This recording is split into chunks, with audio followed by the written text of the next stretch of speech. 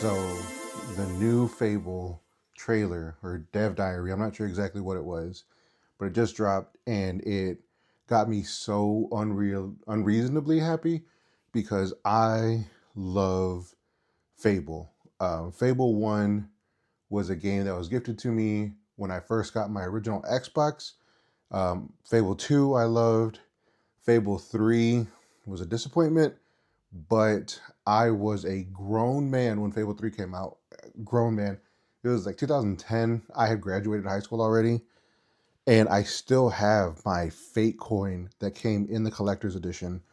Um, and something that I loved in Fable 1 that I kind of missed in Fable 2 and it was absent in Fable 3 was the heroes. Fable 1, you start off, you're a kid, and you go through like the Heroes Guild, and there's like a school where all of the people with powers get to train and learn. And then you go to Fable 2, where you're the last hero. And that seemed kind of lame because, like, the first one, I was like, even in a world amongst heroes, you are destined for greatness. And then in the third one, you are the son or daughter of the last hero. So there are literally no heroes in the world anymore. I think that the new Fable says you're the first hero in an age.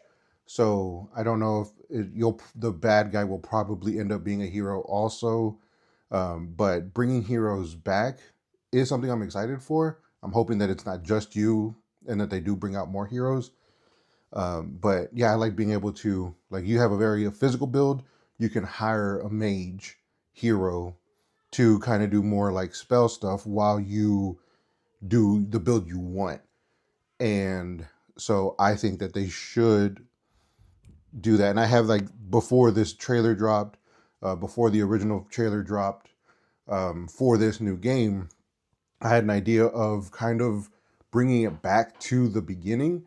And the game in my head is I've called it Fable Blades, and I think it would be incredible to play in the world of Fable and Albion, in the world of Fable 1 as Jack of Blades, who was the bad guy in the first game, but he is ahead of you in the Heroes Guild and everything. So the game you can play as a hero in a world of heroes and then just grow with like modern technology what that world is like.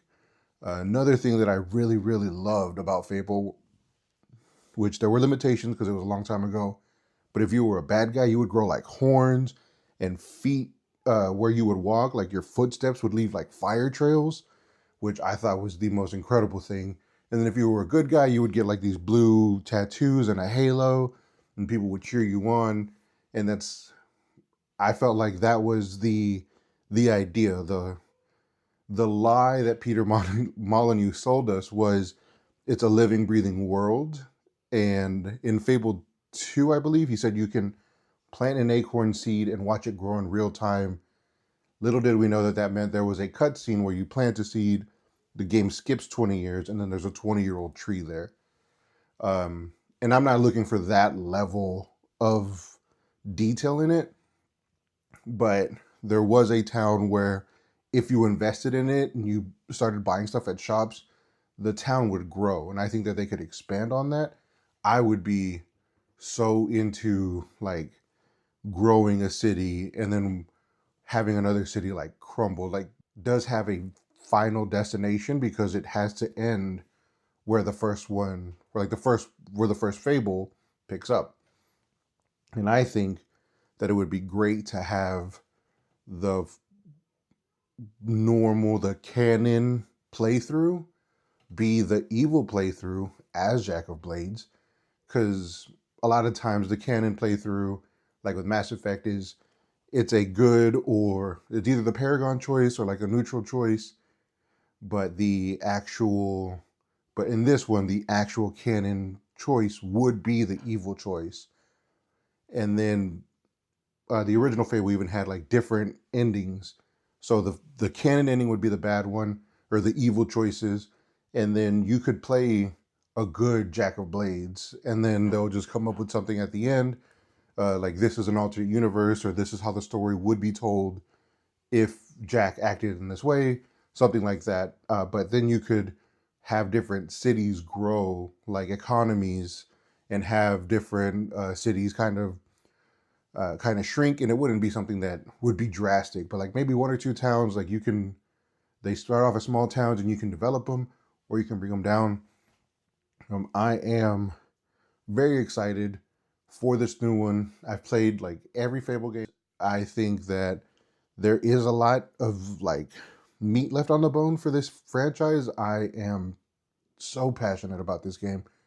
So that is my idea. It's like Fable Blades, you play as Jack of Blades, you still get to like grow your horns, or uh you get to like get your wings and your halo and stuff, but maybe with modern technology it won't be as drastic, because if you were a bad guy, there was like a bad guy avatar and a good guy avatar, and if you played all the way evil, you look like this one guy. If you played all the way good, you look like this one guy.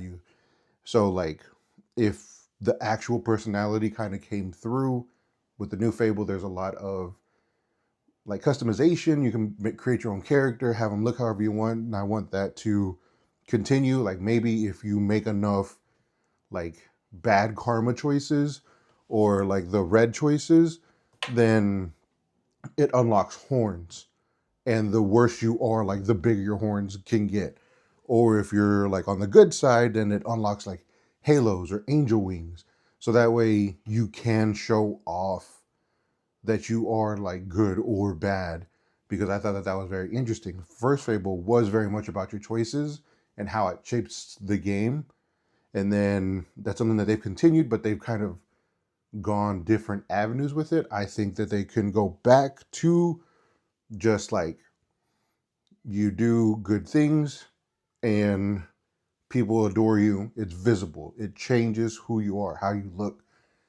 And with the new Fable, they do have kind of like a karma is gray situation, where it's your choices impact, but they're not necessarily good or bad choices. It sounds like there will be some kind of, it's not necessarily everyone likes this. It's some people might benefit, some people might not.